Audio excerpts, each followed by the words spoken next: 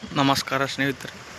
ಹಿಂದಿನ ತರಗತಿಯಲ್ಲಿ ಭಾರತ ಸಂವಿಧಾನದ ಭಾಗ 1ರ ಬಗ್ಗೆ ವಿಡಿಯೋದಲ್ಲಿ ಸಂಪೂರ್ಣವಾಗಿ ಪ್ರಶ್ನೆಗಳೊಂದಿಗೆ ವಿವರಣೆಯೊಂದಿಗೆ ಸಂಪೂರ್ಣವಾಗಿ ತಿಳಿದುಕೊಂಡಿದ್ದೇವೆ.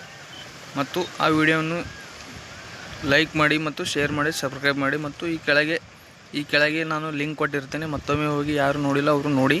ಮತ್ತು ಇವತ್ತಿನ ಕ್ಲಾಸ್ ತರಗತಿಯಲ್ಲಿ ಭಾರತದ ಸಂವಿಧಾನದ ಇಂಡಿಯನ್ ಕಾನ್ಸ್ಟಿಟ್ಯೂಷನ್ MCQ ಪಾರ್ಟ್ 2 ಬಗ್ಗೆ ಮತ್ತು ಈ ಕ್ಲಾಸ್ನಲ್ಲಿ ಪ್ರಮುಖ ಪ್ರಶ್ನೆಗಳೊಂದಿಗೆ ಮತ್ತು ಪ್ರಶ್ನೋತ್ತರಗಳೊಂದಿಗೆ ವಿವರಣೆಯೊಂದಿಗೆ ಸವಿಸ್ತಾರವಾಗಿ ತಿಳಿದುಕೊಳ್ಳೋಣ. ಮತ್ತು ಈ ವಿಡಿಯೋನ ಶೇರ್ ಮಾಡಿ, ಲೈಕ್ ಮಾಡಿ, ಸಬ್ಸ್ಕ್ರೈಬ್ ಮಾಡಿ ಮತ್ತು ನಿಮ್ಮ ಸ್ನೇಹಿತರುಗಳಿಗೆ ಹಂಚಿಕೊಳ್ಳಿ. ಮತ್ತು ಈ ಸಮಯವನ್ನು ವ್ಯರ್ಥ ಮಾಡದ ಹಾಗೆ ನಾವು ಈಗ ತರಗತಿಯನ್ನು ಸ್ಟಾರ್ಟ್ ಮಾಡೋಣ. ಪ್ರಶ್ನೆ 68. ಸಂವಿಧಾನದ ಯಾವ ವಿಧಿಯು ಪ್ರತಿಯೊಬ್ಬ ನಾಗರಿಕನಿಗೂ ಪರಿಸರ ಮತ್ತು ಕಾಡುಗಳು, ವನ್ಯಜೀವಿಗಳನ್ನು ರಕ್ಷಿಸುವ ಮೂಲಭೂತ ಕರ್ತವ್ಯವನ್ನು ವಿಧಿಸುತ್ತದೆ? ಇಲ್ಲಿ ನೋಡಿ ಎಷ್ಟು ಟಫ್ ಇವೆ ಆಪ್ಷನ್ಸ್ಗಳು. ವಿಧಿ 48A, ವಿಧಿ 51AG, ಆಪ್ಷನ್ ಸಿ ವಿಧಿ 21, ಆಪ್ಷನ್ ಡಿ ವಿಧಿ 45. ನೋಡಿ, ಇಲ್ಲಿ ಮೂಲಭೂತ ಕರ್ತವ್ಯದಲ್ಲಿ 51AG ಏನಿದು? ಮೂಲಭೂತ ಹಕ್ಕುಗಳು. ಯಾರಿಗೆ? ಪ್ರತಿಯೊಬ್ಬ ನಾಗರಿಕನಿಗೆ. ಭಾರತ ಪ್ರತಿಯೊಬ್ಬ ನಾಗರಿಕನಿಗೆ ಪರಿಸರ ಮತ್ತು ಕಾಡು, ವನ್ಯಜೀವಿಗಳನ್ನು ರಕ್ಷಿಸುವ ಮೂಲಭೂತ ಕರ್ತವ್ಯವನ್ನು ಒದಗಿಸುತ್ತದೆ. ಮತ್ತು ವಿಧಿ 48A ಆಪ್ಷನ್ ಸಿ, ವಿಧಿ 51AG, ವಿಧಿ 21, ವಿಧಿ 45D. ಸರಿಯಾದ ಉತ್ತರ 51AG. ಸರಿಯಾದ ಉತ್ತರ 51AG. ಇಲ್ಲಿ ನಾವು ಕನ್ಫ್ಯೂಷನ್ ಹೆಂಗೆ ಇರ್ತಂದರೆ ಯಾವ ರೀತಿ ಆಗುತ್ತದೆ ಅಂದರೆ ತಿಳಿದುಕೊಳ್ಳೋಣ. ಮೊದಲಿಗೆ ಇದು ಮೂಲಭೂತ ಕರ್ತವ್ಯವಾಗಿದೆ. ಯಾವ ರೀತಿ ಅಂದರೆ ಪರಿಸರ, ಕಾಡುಗಳ ಮತ್ತು ವನ್ಯಜೀವಿಗಳನ್ನು ರಕ್ಷಿಸುವ ಮೂಲಭೂತ ಕರ್ತವ್ಯ ಪ್ರತಿಯೊಬ್ಬ ಭಾರತೀಯ ನಾಗರಿಕನ ಹಕ್ಕಾಗಿದೆ, ಕರ್ತವ್ಯವಾಗಿದೆ. ಆದರೆ ವಿಧಿ 48A ರಾಜ್ಯ ನಿರ್ದೇಶಕ ತತ್ವಗಳಲ್ಲಿ ಸರ್ಕಾರಗಳು ಈ ಪರಿಸರ ಮತ್ತು ಕಾಡುಗಳು, ವನ್ಯಜೀವಿಗಳನ್ನು ರಕ್ಷಣೆ ಮಾಡಬೇಕೆಂದು ತಿಳಿಸುತ್ತದೆ. ಅದರ ಬಗ್ಗೆ ಸಂಪೂರ್ಣವಾಗಿ ವಿವರಣೆಯನ್ನು ತಿಳಿಯೋಣ. ವಿಧಿ 51AG ಸಂವಿಧಾನದ ಭಾಗ 4A ಅಡಿಯಲ್ಲಿ ಬರುವ ವಿಧಿ 51AG ಪ್ರತಿಯೊಬ್ಬ ಭಾರತೀಯ ನಾಗರಿಕರಿಗೂ ಕಾಡುಗಳು, ಸರೋವರಗಳು ಮತ್ತು ನದಿಗಳು ಮತ್ತು ವನ್ಯಜೀವಿಗಳು ಸೇರಿದಂತೆ ನೈಸರ್ಗಿಕ ಪರಿಸರವನ್ನು ರಕ್ಷಿಸುವುದು ಮತ್ತು ಸುಧಾರಿಸುವುದು ಮೂಲಭೂತ ಕರ್ತವ್ಯ ಎಂದು ತಿಳಿಸುತ್ತದೆ. ಗಮನಿಸಿ, ವಿಧಿ 48A ನಾನು ಮೊದಲೇ ಹೇಳಿದ್ದೇನೆ ಆಲ್ರೆಡಿ, ಆಪ್ಷನ್ಸ್ನಲ್ಲಿ ಕೊಟ್ಟು ಎಷ್ಟು ಕನ್ಫ್ಯೂಸ್ ಆಗಿತ್ತು ಅಂದರೆ. ವಿಧಿ 48A ರಾಜ್ಯ ನಿರ್ದೇಶಕ ತತ್ವಗಳಲ್ಲಿ DPSPಯಲ್ಲಿ ಪರಿಸರ ರಕ್ಷಣೆ ಬಗ್ಗೆ ಸರ್ಕಾರಕ್ಕಿರುವ ಜವಾಬ್ದಾರಿಯನ್ನು ತಿಳಿಸುತ್ತದೆ. 48A ವಿಧಿ ರಾಜ್ಯ ನಿರ್ದೇಶಕ ತತ್ವಗಳ ಅಡಿಯಲ್ಲಿ ಬರುವ ಪರಿಸರ ರಕ್ಷಣೆ ಬಗ್ಗೆ ಸರ್ಕಾರಕ್ಕಿರುವ ಜವಾಬ್ದಾರಿಯನ್ನು ತಿಳಿಸುತ್ತದೆ. 48A. ಪ್ರಶ್ನೆ 69ನೇ ಪ್ರಶ್ನೆ. ಸಂವಿಧಾನದ ಯಾವ ತಿದ್ದುಪಡಿ ಮೂಲಕ ನಗರಸಭೆ ಮತ್ತು ಮುನ್ಸಿಪಾಲಿಟಿಗಳ ಸಾಂವಿಧಾನಿಕ ಸ್ಥಾನಮಾನವನ್ನು ನೀಡಲಾಯಿತು? ಯಾವ ತಿದ್ದುಪಡಿ ಮೂಲಕ ಅಂದರೆ 73ನೇ ತಿದ್ದುಪಡಿ ಮೂಲಕ, ಆಪ್ಷನ್ ಸಿ 74ನೇ ತಿದ್ದುಪಡಿ ಮೂಲಕ, ಆಪ್ಷನ್ ಸಿ 86ನೇ ತಿದ್ದುಪಡಿ ಮೂಲಕ, ಆಪ್ಷನ್ ಡಿ 91ನೇ ತಿದ್ದುಪಡಿ ಮೂಲಕ. ಸರಿಯಾದ ಉತ್ತರ ಸ್ನೇಹಿತರೆ 74ನೇ ತಿದ್ದುಪಡಿ ಮೂಲಕ. 74ನೇ ತಿದ್ದುಪಡಿ ಮೂಲಕ 12ನೇ ಅನುಸೂಚಿಯಲ್ಲಿ ಸೇರಿಸಲಾಯಿತು. ಎಷ್ಟನೇ ಅನುಸೂಚಿಯಲ್ಲಿ? 12ನೇ ಅನುಸೂಚಿಯಲ್ಲಿ. ನೋಡೋಣ, ವಿಸ್ತಾರವಾಗಿ ತಿಳಿದುಕೊಳ್ಳೋಣ. ಸಂವಿಧಾನದ 74ನೇ ತಿದ್ದುಪಡಿ ಮೂಲಕ ಕಾಯ್ದೆ ನಗರ ಸ್ಥಳೀಯ ಸಂಸ್ಥೆಗಳಿಗೆ ಸಾಂವಿಧಾನಿಕ ಮಾನ್ಯತೆಯನ್ನು ನೀಡಲಾಯಿತು. 74ನೇ ತಿದ್ದುಪಡಿ ಮೂಲಕ. ಎಷ್ಟರಲ್ಲಿ? 1992ರಲ್ಲಿ. ಹಾಗೂ ಸಂವಿಧಾನದ ಹೊಸದಾಗಿ ಭಾಗ 9Aಯಲ್ಲಿ ಸೇರಿಸಲಾಯಿತು ಮತ್ತು 12ನೇ ಅನುಸೂಚಿಯಲ್ಲಿ ಸೇರಿಸಲಾಯಿತು. ಏನು? ಮುನ್ಸಿಪಾಲಿಟಿ ಮತ್ತು ನಗರಸಭೆಗಳ ಬಗ್ಗೆ. ಭಾರತದ ಮೊದಲ ಭಾಷಾವಾರು ಆಧಾರದ ಮೇಲೆ ರಚನೆಯಾದ ರಾಜ್ಯ ಯಾವುದು? Option C Karnataka, option B Tamil Nadu, option C Andhra Pradesh, option C Kerala. ಸರಿಯಾದ ಉತ್ತರ ಸ್ನೇಹಿತರೆ ಆಂಧ್ರ ಪ್ರದೇಶ್. ಅಕ್ಟೋಬರ್ 1, 1953ರಂದು ಮದ್ರಾಸ್ ರಾಜ್ಯದಿಂದ ತೆಲುಗು ಮಾತನಾಡುವ ಪ್ರದೇಶಗಳನ್ನು ಬೇರ್ಪಡಿಸಿ ಭಾರತದ ಅತ್ಯಂತ ಮೊದಲ ಭಾಷಾ ರಾಜ್ಯವಾಗಿ ಆಂಧ್ರ ಪ್ರದೇಶವನ್ನು ರಚಿಸಲಾಯಿತು.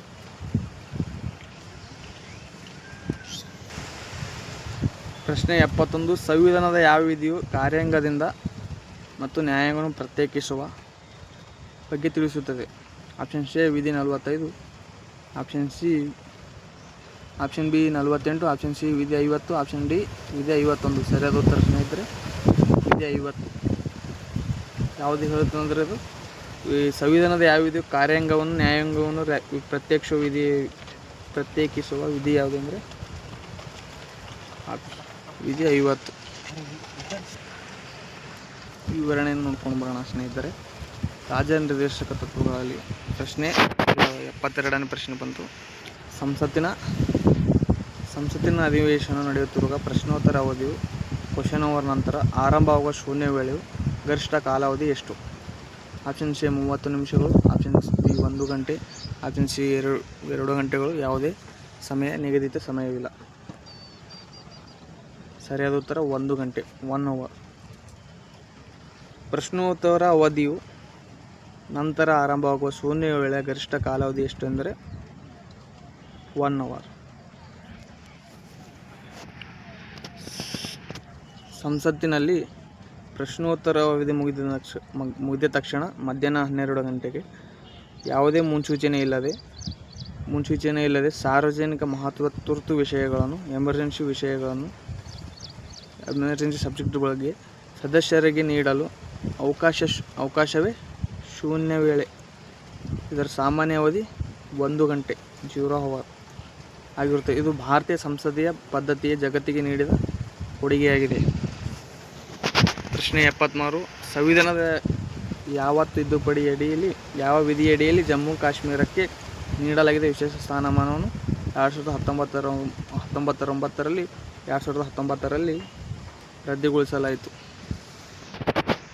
ಆಪ್ಷನ್ ಸಿ ವಿಧಿ 356, ಆಪ್ಷನ್ ಬಿ ವಿಧಿ 368 ಸ್ನೇಹಿತರೆ, ಆಪ್ಷನ್ ಸಿ ವಿಧಿ 370 ಸ್ನೇಹಿತರೆ, ಆಪ್ಷನ್ ಡಿ ವಿಧಿ 371 ಸ್ನೇಹಿತರೆ. ಸರಿಯಾದ ಉತ್ತರ ಸ್ನೇಹಿತರೆ ವಿಧಿ 370 ಸ್ನೇಹಿತರೆ. ಭಾರತ ಸರ್ಕಾರವು ಆಗಸ್ಟ್ 2019ರಲ್ಲಿ ಜಮ್ಮು ಮತ್ತು ಕಾಶ್ಮೀರಕ್ಕೆ ವಿಧಿ 350 ಅಡಿಯಲ್ಲಿ ನೀಡಲಾಗಿದ್ದ ತಾತ್ಕಾಲಿಕ ವಿಶೇಷ ಸಾಂವಿಧಾನಿಕ ಸ್ಥಾನವನ್ನು ರದ್ದುಗೊಳಿಸಲಾಯಿತು. ಪ್ರಶ್ನೆ 370. ಅದನ್ನು 2 ಕೇಂದ್ರಾಡಳಿತ ಪ್ರದೇಶಗಳಿಗೆ ಜಮ್ಮು ಮತ್ತು ಕಾಶ್ಮೀರ, ಲಡಾಖ್ ಮರುಸಂಘಟಿಸಿತು. ಪ್ರಶ್ನೆ 74. ಭಾರತದಲ್ಲಿ ಸಂಸತ್ತಿನ ಉಭಯ ಸದನಗಳ ಅಂಗೀಕರಿಸಿದ ವಿಧೇಯಕವು ಯಾರ ಸಹಿ ಪಡೆದ ನಂತರ ಅಧಿಕೃತವಾಗಿ ಕಾನೂನುವಾಗಿ ಆ್ಯಕ್ಟಾಗಿ ಬದಲಾಗುತ್ತದೆ? ಆಪ್ಷನ್ ಎ ಪ್ರಧಾನಮಂತ್ರಿ, ಆಪ್ಷನ್ ಬಿ ಲೋಕಸಭೆ ಸ್ಪೀಕರ್, ಆಪ್ಷನ್ ಸಿ ಭಾರತ ರಾಷ್ಟ್ರಪತಿಗಳು, ಆಪ್ಷನ್ ಡಿ ಭಾರತದ ಮುಖ್ಯ ನ್ಯಾಯಮೂರ್ತಿಗಳು. ಯಾವುದೇ ಕಾನೂನನ್ನು ಜಾರಿಗೆ ಆಗಬೇಕಾದರೆ ಅಧಿಕೃತವಾಗಿ ಯಾರ ಸಹಿ ಬೇಕಾಗುತ್ತೆ ಅಂದರೆ ರಾಷ್ಟ್ರಪತಿಗಳು. ಸರಿಯಾದ ಉತ್ತರ ಭಾರತದ ರಾಷ್ಟ್ರಪತಿಗಳು ಸ್ನೇಹಿತರೆ. ಸಂವಿಧಾನದ 111ನೇ ವಿಧಿ ಪ್ರಕಾರ ಲೋಕಸಭೆ ಮತ್ತು ರಾಜ್ಯಸಭೆ ವಿಧೇಯಕವು ಬಿಲ್ಗಳನ್ನು ಅಥವಾ ಕಾನೂನುಗಳನ್ನು ರಾಷ್ಟ್ರಪತಿಗಳ ಅಂಕಿತ ವಿಧೇಯಕ ಅಂದರೆ ಬಿಲ್ಗಳನ್ನು ಪಡೆದ ನಂತರ ದೇಶದಲ್ಲಿ ಅಧಿಕೃತವಾಗಿ ಕಾನೂನು ಜಾರಿಗೆ ಬರುತ್ತದೆ. ಯಾರು ಸಹಿಯಾದ ನಂತರ ಬರುತ್ತದೆ ರಾಷ್ಟ್ರಪತಿಗಳು. ಎಷ್ಟನೇ ವಿಧಿ ಪ್ರಕಾರ? 111ನೇ ವಿಧಿ ಪ್ರಕಾರ ಸ್ನೇಹಿತರೆ. ಪ್ರಶ್ನೆ 75. ಸಂವಿಧಾನದ ಯಾವ ತಿದ್ದುಪಡಿ ಮೂಲಕ ಮತದಾನ ಹಕ್ಕನ್ನು ಚಲಾಯಿಸಲು ರಾಷ್ಟ್ರೀಯ ಪೌರತ್ವ ಪಡೆಯುವ ವಯಸ್ಸಿನ ಮಿತಿಯನ್ನು ನಿರ್ಧರಿಸುವ ಅಧಿಕಾರ ಸಂಸತ್ತಿಗಿದೆ ಎಂದು ಸ್ಪಷ್ಟಿಸಲಾಗಿದೆ? ಭಾಗ 2 ವಿಧಿ 11, ಭಾಗ 3 ವಿಧಿ 14. ಇದು ಮೂಲಭೂತ ಹಕ್ಕುಗಳ ಬಗ್ಗೆ ಹೇಳುತ್ತದೆ, ಇದು ಪೌರತ್ವ ಬಗ್ಗೆ ಹೇಳುತ್ತದೆ. ಭಾಗ 3 ಮೂಲಭೂತ ಹಕ್ಕುಗಳ ಬಗ್ಗೆ ಹೇಳುತ್ತದೆ. ಮೂಲಭೂತ ಹಕ್ಕುಗಳು ನಾವಿಲ್ಲಿ ರಾಷ್ಟ್ರೀಯ ರಾಷ್ಟ್ರೀಯ ಪರ್ವತ? ಈ ಪ್ರಶ್ನೆಯಲ್ಲಿ ಉತ್ತರ ಇದೆ. ಪ್ರಶ್ನೆಯಲ್ಲಿ ಉತ್ತರವಿದೆ. ಭಾಗ ವಿಧಿ 4 ರಾಜ್ಯ ನಿರ್ದೇಶಕ ತತ್ವಗಳು, DPSP, ಮೂಲಭೂತ. ಸರಿಯಾದ ಉತ್ತರ ಸ್ನೇಹಿತರೆ ಭಾಗ ವಿಧಿ 11 ಪರ್ವತಕ್ಕೆ ಸಂಬಂಧಿಸಿದಂತೆ 111ನೇ ವಿಧಿಯು ಪರ್ವತದ ಗಳಿಕೆ, ಮುಕ್ತಾಯ ಮತ್ತು ಪೌರತ್ವಕ್ಕೆ ಸಂಬಂಧಿಸಿದ ಇತರ ಎಲ್ಲ ವಿಷಯಗಳ ಕುರಿತು ಕಾನೂನುಗಳನ್ನು ಮಾಡುವ ಸಂಪೂರ್ಣ ಅಧಿಕಾರವನ್ನು ಭಾರತದ ಸಂಸತ್ತಿಗಿದೆ, ಪಾರ್ಲಿಮೆಂಟಿಗಿದೆ. ಸಂಸತ್ತಿಗೆ ಪೌರತ್ವಕ್ಕೆ ಸಂಬಂಧಿಸಿದ 111ನೇ ವಿಧಿ ಪೌರತ್ವದ ಗಳಿಕೆ, ಮುಕ್ತಾಯ ಮತ್ತು ಪೌರತ್ವಕ್ಕೆ ಸಂಬಂಧಿಸಿದ ಇತರ ಎಲ್ಲ ವಿಷಯಗಳ ಕುರಿತು ಕಾನೂನುಗಳನ್ನು ಜಾರಿಗೆ ತರುವ ಸಂಪೂರ್ಣ ಅಧಿಕಾರವನ್ನು ಭಾರತ ಸಂಸತ್ತಿಗೆ ಇದೆ.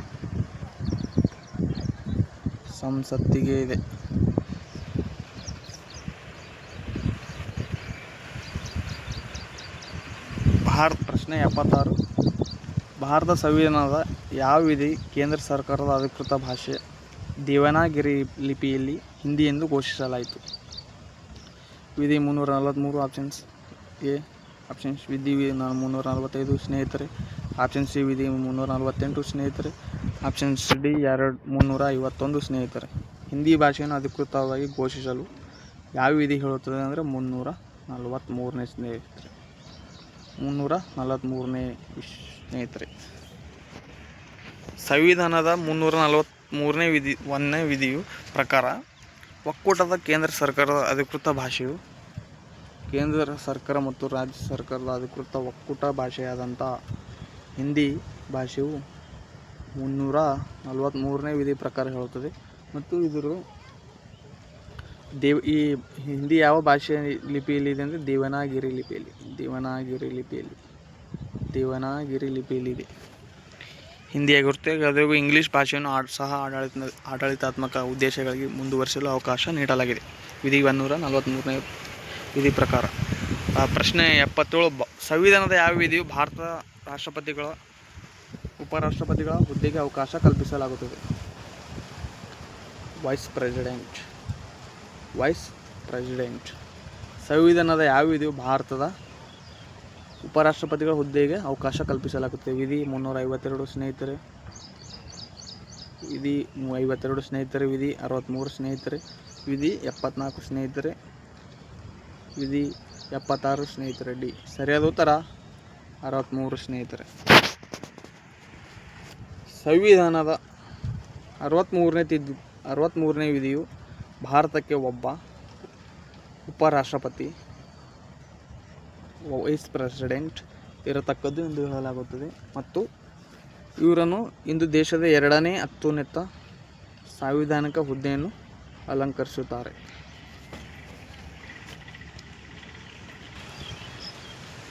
ಪ್ರಶ್ನೆ 78 ಸ್ನೇಹಿತರೆ. ಭಾರತದಲ್ಲಿ ರಾಷ್ಟ್ರಪತಿ ಅಥವಾ ಉಪರಾಷ್ಟ್ರಪತಿಗಳ ಚುನಾವಣೆಗೆ ಸಂಬಂಧಿಸಿದ ವಿವಾದಗಳನ್ನು ಬಗೆಹರಿಸುವ ಅಂತಿಮ ಅಧಿಕಾರ ಯಾರಿಗಿದೆ?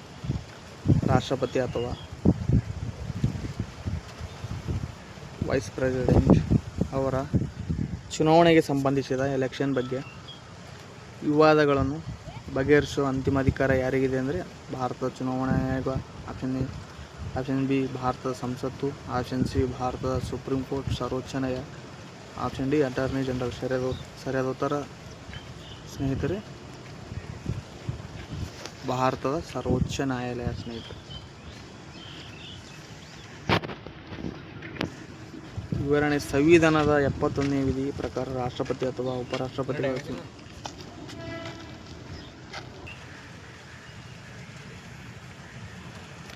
ಪ್ರಶ್ನೆ. ಸಂವಿಧಾನದ 71ನೇ ವಿಧಿ ಪ್ರಕಾರ ರಾಷ್ಟ್ರಪತಿ ಅಥವಾ ಉಪರಾಷ್ಟ್ರಪತಿಗಳ ಚುನಾವಣೆಗೆ ಸಂಬಂಧಿಸಿದ ಎಲ್ಲ ಸಂದೇಹಗಳು ಮತ್ತು ವಿವಾದಗಳನ್ನು ಕೇವಲ ಸುಪ್ರೀಂ ಕೋರ್ಟ್ ಮಾತ್ರ ವಿಚಾರಣೆ ನಡೆಸಿ ತೀರ್ಪು ನೀಡಬಹುದು ಮತ್ತು ಸುಪ್ರೀಂ ಕೋರ್ಟ್ ನೀಡುವ ತೀರ್ಪೇ ಅಂತಿಮವಾಗಿರುತ್ತದೆ. ಪ್ರಶ್ನೆ 79. ಭಾರತ ಸಂವಿಧಾನದ 21ನೇ ವಿಧಿಯಡಿಯಲ್ಲಿ ಬರುವ ಗೌರವಾನ್ವಿತ ಜೀವನ ಹಕ್ಕು ಮತ್ತು ವೈಯಕ್ತಿಕ ಗೌಪ್ಯತೆ ಹಕ್ಕು ಮೂಲಭೂತ ಹಕ್ಕೆಂದು ಸುಪ್ರೀಂ ಕೋರ್ಟ್ ಯಾವ ಪ್ರಸಿದ್ಧ ತೀರ್ಪಿನಲ್ಲಿ ಘೋಷಿಸಲಾಯಿತು? ಕೇಶವಾನಂದ ಭಾರತಿ ಮೊಕದ್ದಮೆ, ಮೇನಕಾ ಗಾಂಧಿ ಮೊಕದ್ದಮೆ. ಆಪ್ಷನ್ ಸಿ KS ಪುಟ್ಟಸ್ವಾಮಿ ಮೊಕದ್ದಮೆ. ಆಪ್ಷನ್ ಡಿ ಗೋಲಕ್ನಾಥ್ ಮೊಕದ್ದಮೆ. ಸರಿಯಾದ ಉತ್ತರ ಸ್ನೇಹಿತರೆ ಎಸ್ ಪುಟ್ಟಸ್ವಾಮಿ ಮೊಕದ್ದಮೆ. ಕೆ ಎಸ್ ಪುಟ್ಟಸ್ವಾಮಿ ಮೊಕದ್ದಮೆಯು 2017ರಲ್ಲಿ ಈ ಮೊಕದ್ದಮೆಯನ್ನು ಜಾರಿಗೆ ತರಲಾಯಿತು 21ನೇ ವಿಧಿ ಮುಖಾಂತರ. ವಿವರಣೆ: ನ್ಯಾಯಮೂರ್ತಿ ಕೆ ಎಸ್ ಪುಟ್ಟಸ್ವಾಮಿ ಮತ್ತು ಭಾರತ ಸರ್ಕಾರದ ನಡುವಿನ ಐತಿಹಾಸಿಕ ಮೊಕದ್ದಮೆಯಲ್ಲಿ ಸುಪ್ರೀಂ ಕೋರ್ಟ್ನ 9 ಮುಖ್ಯ ನ್ಯಾಯಾಧೀಶರು ಸಾಂವಿಧಾನಿಕ ಪೀಠವು ಗೌಪ್ಯತೆಯ ಹಕ್ಕನ್ನು ರೈಟ್ ಟು ಪ್ರೈವಸಿ ಸಂವಿಧಾನದ 21ನೇ ವಿಧಿಯಡಿ ಬರುವ ಅವಿಭಾಜ್ಯ ಮೂಲಭೂತ ಹಕ್ಕಾಗಿ ಎಂದು ತೀರ್ಪು ನೀಡಿತು. ಯಾವ ತೀರ್ಪು ನೀಡಿತು? ಅವಿಭಾಜ್ಯ ಅಂಗವಾಗಿದೆ ಎಂದು. Right to privacy. Right to privacy. ಪ್ರಶ್ನೆ 80. ಸಂವಿಧಾನದ ಯಾವ ಅನುಸೂಚಿಯು ಕೇಂದ್ರ ಮತ್ತು ರಾಜ್ಯಗಳ ನಡುವಿನ ಅಧಿಕಾರವನ್ನು ಹಂಚಿಕೆ ಮಾಡುವ 3 ಪಟ್ಟಿಗಳನ್ನು ಮತ್ತು ಕೇಂದ್ರ ಪಟ್ಟಿ, ರಾಜ್ಯ ಪಟ್ಟಿ ಮತ್ತು ಸಮರ್ಥ ಪಟ್ಟಿಗಳನ್ನು ಒಳಗೊಂಡಿದೆ? Options A 6 ಅನುಸೂಚಿ, 6ನೇ ಅನುಸೂಚಿ, 7ನೇ ಅನುಸೂಚಿ, 8ನೇ ಅನುಸೂಚಿ, 9ನೇ ಅನುಸೂಚಿ. ಸರಿಯಾದ ಉತ್ತರ ಸ್ನೇಹಿತರೆ 7ನೇ ಅನುಸೂಚಿ. ಸಂವಿಧಾನದ 7ನೇ ಅನುಸೂಚಿ ಕೇಂದ್ರ ಮತ್ತು ರಾಜ್ಯ ಪಟ್ಟಿಗಳ ನಡುವಿನ ಶಾಸನೀಯ ಅಧಿಕಾರಗಳನ್ನು ವಿಭಜಿಸುತ್ತದೆ ಮತ್ತು ಇದರಲ್ಲಿ ಕೇಂದ್ರ ಪಟ್ಟಿ ಮತ್ತು ರಾಜ್ಯ ಪಟ್ಟಿ ಮತ್ತು ಸಮವರ್ತಿ ಪಟ್ಟಿ, ಜಂಟಿ ಅಧಿಕಾರವಿರುವ ಸಮವರ್ತಿ ಪಟ್ಟಿ ಲಿಸ್ಟ್ ಇರುತ್ತದೆ. ಪ್ರಶ್ನೆ 81. ಸಂವಿಧಾನದ ಯಾವ ವಿಧಿಯು ಆರ್ಟಿಕಲ್ ಕರ್ನಾಟಕ ರಾಜ್ಯದ ಹಿಂದುಳಿದ ಪ್ರದೇಶಗಳ ಕಲ್ಯಾಣ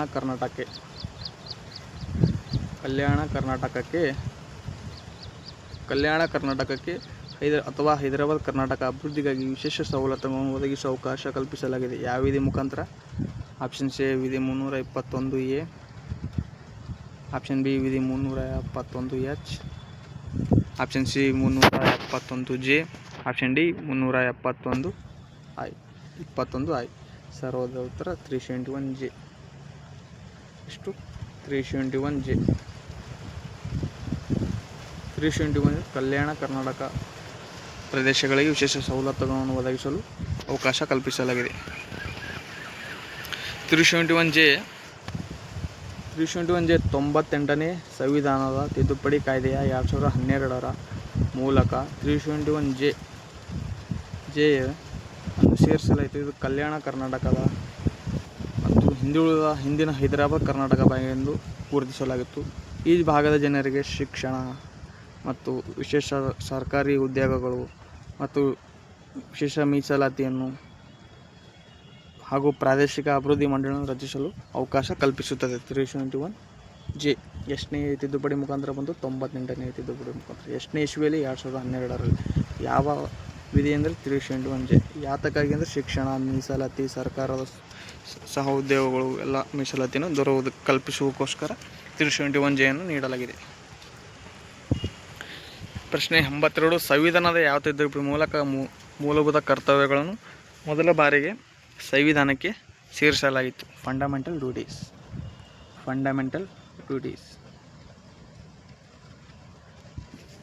ಆಪ್ಷನ್ ಎ 44ನೇ ತಿದ್ದುಪಡಿ, ಆಪ್ಷನ್ ಬಿ 42ನೇ ತಿದ್ದುಪಡಿ, ಆಪ್ಷನ್ ಸಿ 86ನೇ ತಿದ್ದುಪಡಿ, ಆಪ್ಷನ್ ಡಿ 52ನೇ ತಿದ್ದುಪಡಿ. ಸರಿಯಾದ ಉತ್ತರ ಸ್ನೇಹಿತರೆ ಫಂಡಮೆಂಟಲ್ ಡ್ಯೂಟೀಸ್ ಅನ್ನು 44ನೇ ತಿದ್ದುಪಡಿ ಮುಖಾಂತರ ಸೇರಿಸಲಾಯಿತು. ಮೂಲಭೂತ ಕರ್ತವ್ಯಗಳನ್ನು ಮೊದಲ ಬಾರಿಗೆ ಸಂವಿಧಾನಕ್ಕೆ ಸೇರಿಸಲಾಯಿತು 42ನೇ ತಿದ್ದುಪಡಿ ಮುಖಾಂತರ. ಸರಿಯಾದ ಉತ್ತರ 42ನೇ ತಿದ್ದುಪಡಿ ಮುಖಾಂತರ. 1976ರಲ್ಲಿ 42ನೇ ತಿದ್ದುಪಡಿ ಮುಖಾಂತರ ಭಾಗ 4A ಮತ್ತು ವಿಧಿ 51A ಸೇರಿಸಿ 10 ಮೂಲಭೂತ ಕರ್ತವ್ಯವನ್ನು ಅಳವಡಿಸಲಾಗಿತ್ತು. 2002ರ 86ನೇ ತಿದ್ದುಪಡಿ ಮೂಲಕ 11ನೇ ಕರ್ತವ್ಯವನ್ನು ಸೇರಿಸಲಾಯಿತು. 86ನೇ ತಿದ್ದುಪಡಿ ಮುಖಾಂತರ 2002ರಲ್ಲಿ ಮತ್ತು 11ನೇ ಮೂಲಭೂತ ಕರ್ತವ್ಯವನ್ನಾಗಿ ಸೇರಿಸಲಾಯಿತು. ಪ್ರಶ್ನೆ 83. ಸಂಸತ್ತಿನ ಉಭಯ ಸದನಗಳ ಸದಸ್ಯರಲ್ಲದ ಪ್ರತಿಯೊಬ್ಬರು ಗರಿಷ್ಠ ಎಷ್ಟು ಅವಧಿಯವರೆಗೆ ಕೇಂದ್ರ ಸಚಿವರಾಗಿ ಅಥವಾ ಪ್ರಧಾನಮಂತ್ರಿಯಾಗಿ ಅಧಿಕಾರದಲ್ಲಿ ಮುಂದುವರಿಸಬಹುದು? ಸಂಸತ್ತಿನ ಉಭಯ ಸದನಗಳ ಸದಸ್ಯರಲ್ಲದ ವ್ಯಕ್ತಿಯೊಬ್ಬರು ಗರಿಷ್ಠ ಎಷ್ಟು ಅವಧಿಯವರೆಗೆ ಮತ್ತು ಕೇಂದ್ರ ಸಚಿವರಾಗಿ ಅಥವಾ ಪ್ರಧಾನಮಂತ್ರಿಯಾಗಿ ಅಧಿಕಾರದಲ್ಲಿ ಮುಂದುವರಿಯಬಹುದು. ಆಪ್ಷನ್ ಎ 3 ತಿಂಗಳು, ಆಪ್ಷನ್ ಬಿ 6 ತಿಂಗಳು, ಆಪ್ಷನ್ ಸಿ 1 ವರ್ಷ. ಅಂತಹ ಅವಕಾಶವಿಲ್ಲ. ಸಂಸತ್ತಿನ ಉಭಯ ಸದನಗಳ ಸದಸ್ಯರಲ್ಲದ ವ್ಯಕ್ತಿಯೊಬ್ಬರ ಕನಿಷ್ಠ ಎಷ್ಟು ಅವಧಿಯವರೆಗೆ ಮತ್ತು ಕೇಂದ್ರ ಸಚಿವರಾಗಿ ಅಥವಾ ಪ್ರಧಾನಮಂತ್ರಿಯಾಗಿ ಅಧಿಕಾರದಲ್ಲಿ ಮುಂದುವರಿಯಬಹುದೆಂದರೆ 6 ತಿಂಗಳು. 6 ತಿಂಗಳು ಸರಿಯಾದ ಉತ್ತರ ಸ್ನೇಹಿತರೆ ಆಪ್ಷನ್ ಬಿ 6 ತಿಂಗಳು.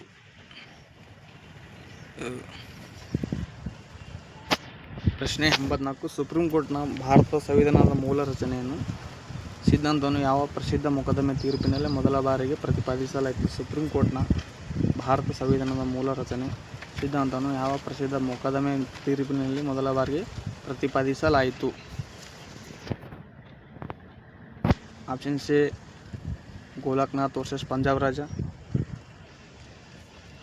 Option A Golaknath versus Punjab ರಾಜ್ಯ. Option C Keshavanand Bharati versus Kerala. Minerva Mills versus Bharat ಮತ್ತು ಮೇನಕಾ ಗಾಂಧಿ ವರ್ಸಸ್ ಭಾರತ. ಸರಿಯಾದ ಉತ್ತರ ಕೇಶವಾನಂದ್ ಭಾರತಿ ವರ್ಸಸ್ ಕೇರಳ ರಾಜ್ಯ ಸರ್.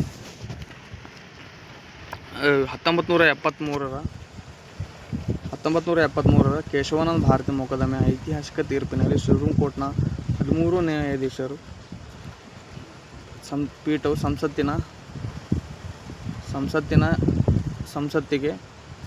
ಸಂಸತ್ತಿಗೆ ಯಾವುದೇ ಭಾಗವನ್ನು ತಿದ್ದುಪಡಿ ಮಾಡುವ ಅಧಿಕಾರವಿದ್ದರೂ ಸಂವಿಧಾನದ ಮೂಲ ರಚನೆಗೆ ಧಕ್ಕೆ ತರುವಂತಿಲ್ಲ ಎಂದು ಸ್ಪಷ್ಟಪಡಿಸುತ್ತದೆ. ಸಂಸತ್ತಿಗೆ ಅಧಿಕಾರ ಇದೆ ತೀರ್ಪು ತಿದ್ದುಪಡಿ ಮಾಡುವ ಅಧಿಕಾರ, ಆದರೆ ಮೂಲ ಸಂವಿಧಾನಕ್ಕೆ ಯಾವುದೇ ಧಕ್ಕೆ ತರುವಂತೆ ಇಲ್ಲ ಎಂದು ಸ್ಪಷ್ಟಪಡಿಸುತ್ತದೆ. 86ನೇ ಪ್ರಶ್ನೆ. ರಾಜ್ಯದ ಅತ್ಯುನ್ನತ ಕಾನೂನು ಅಧಿಕಾರಿ ಎಂದು ಯಾರನ್ನು ಕರೆಯುತ್ತಾರೆ? Option C attorney general, option B advocate general, option C high court ಮುಖ್ಯ ನ್ಯಾಯಾಧೀಶರು, ಆಪ್ಷನ್ ಡಿ ಕಾನೂನು ಸಚಿವರು. ಸ್ನೇಹಿತರೆ ಸರಿಯಾದ ಉತ್ತರ ಅಡ್ವೊಕೇಟ್ ಜನರಲ್. ರಾಜ್ಯದ ಅತ್ಯುನ್ನತ ಕಾನೂನು ಅಧಿಕಾರಿ ಎಂದು ಯಾರನ್ನು ನೇಮಕ ಮಾಡಲಾಗುತ್ತದೆ ಅಂದರೆ ಅಡ್ವೊಕೇಟ್ ಜನರಲ್. ಹಾಗೆ ರಾಷ್ಟ್ರದ ಅತ್ಯುನ್ನತ ಕಾನೂನು ಅಧಿಕಾರಿ ಯಾರೆಂದರೆ ಅಟಾರ್ನಿ ಜನರಲ್, ಅಡ್ವೊಕೇಟ್ ಜನರಲ್. ಸಂವಿಧಾನದ 165ನೇ ವಿಧಿ ಪ್ರಕಾರ ರಾಜ್ಯಪಾಲರು ಪ್ರತಿ ರಾಜ್ಯಕ್ಕೆ ಒಬ್ಬ ಅಡ್ವೊಕೇಟ್ ಜನರಲ್ ಅವರನ್ನು ನೇಮಕ ಮಾಡುತ್ತಾರೆ. ಯಾರು? ರಾಜ್ಯಪಾಲರು ಅಡ್ವೊಕೇಟ್ ಜನರಲ್ ಅವರು ನೇಮಕ ಮಾಡುತ್ತಾರೆ ಮತ್ತು ಇವರು ರಾಜ್ಯ ಸರ್ಕಾರದ ಮುಖ್ಯ ಕಾನೂನು ಸಲಹೆಗಾರರಾಗಿರ್ತಾರೆ. ಕಾನೂನು ಸಲಹೆಗಾರರು ಯಾರು ಅಂದರೆ ಅಡ್ವೊಕೇಟ್ ಜನರಲ್. ಮತ್ತು ಎಷ್ಟನೇ ವಿಧಿ ಪ್ರಕಾರ? 165ನೇ ವಿಧಿ ಪ್ರಕಾರ. ಮತ್ತು ಕೇಂದ್ರ ಸರ್ಕಾರಕ್ಕೆ ಅಟಾರ್ನಿ ಜನರಲ್ ಇರುತ್ತಾರೆ ಮತ್ತು ರಾಜ್ಯಕ್ಕೆ ಅಡ್ವೊಕೇಟ್ ಜನರಲ್ ಇರುತ್ತಾರೆ. ಪ್ರಶ್ನೆ 87. ರಾಜ್ಯ ಶಾಸನಸಭೆ ಮೇಲ್ಮನೆಯಾದ ವಿಧಾನ ಪರಿಷತ್ ಅನ್ನು ಸೃಷ್ಟಿಸುವ ಅಥವಾ ರದ್ದುಗೊಳಿಸುವ ಅಥವಾ ಸಂಪೂರ್ಣ ಅಧಿಕಾರ ಯಾರಿಗಿದೆ? ರಾಜ್ಯ ಶಾಸನಸಭೆ ಮೇಲ್ಮನೆಯಾದ ವಿಧಾನ ಪರಿಷತ್ ಅನ್ನು ಸೃಷ್ಟಿಸುವ ಅಥವಾ ರದ್ದುಗೊಳಿಸುವ ಸಂಪೂರ್ಣ ಅಧಿಕಾರ ಯಾರಿಗಿದೆ ಅಂದರೆ ಆಪ್ಷನ್ ಎ ರಾಜ್ಯಪಾಲರು, ಆಪ್ಷನ್ ಬಿ ಭಾರತ ಸಂಸತ್ತು, ಆಪ್ಷನ್ ಸಿ ಭಾರತದ ರಾಷ್ಟ್ರಪತಿಗಳು, ಆಪ್ಷನ್ ಡಿ ಭಾರತದ ರಾಜ್ಯ ಮುಖ್ಯಮಂತ್ರಿ. ಸರಿಯಾದ ಉತ್ತರ ಭಾರತದ ಸಂಸತ್ತು. ಭಾರತ ಸಂವಿಧಾನದ 169ನೇ ವಿಧಿ ಪ್ರಕಾರ ಒಂದು ರಾಜ್ಯದಲ್ಲಿ ವಿಧಾನ ಪರಿಷತ್ತನ್ನು ಸ್ಥಾಪಿಸುವ ಅಥವಾ ರದ್ದುಗೊಳಿಸುವ ಅಧಿಕಾರ ಸಂಸತ್ತಿಗೆ ಇದೆ, ಪಾರ್ಲಿಮೆಂಟಿಗೆ ಇದೆ. ಆದರೆ ಇದಕ್ಕಾಗಿ ಸಂಬಂಧಪಟ್ಟ ರಾಜ್ಯದ ವಿಧಾನಸಭೆ ತನ್ನ ಒಟ್ಟು ಸದಸ್ಯರ ಬಹುಮತ ಹಾಜರಿದ್ದು ಮತ ಚಲಾಯಿಸುವ ಮೂರನೇ ಎರಡರಷ್ಟು ಸದಸ್ಯರು ಬಹುಮತದಿಂದ ನಿರ್ಣಯವನ್ನು ಅಂಗೀಕರಿಸಿ ಸಂಸತ್ತಿಗೆ ಕಳುಹಿಸಬೇಕಾಗುತ್ತದೆ. ಪ್ರಶ್ನೆ 88. ಭಾರತ ಸಂವಿಧಾನದ ಯಾವ ವಿಧಿಯ ಪ್ರತಿಯೊಬ್ಬ ನಾಗರಿಕನಿಗೂ ಉಚಿತ ಕಾನೂನು ನೆರವು ಮತ್ತು ಸಮಾನ ನ್ಯಾಯ ಒದಗಿಸುವಂತೆ ರಾಜ್ಯ ಸರ್ಕಾರಗಳಿಗೆ ತಿಳಿಸುತ್ತದೆ? ಪ್ರಶ್ನೆ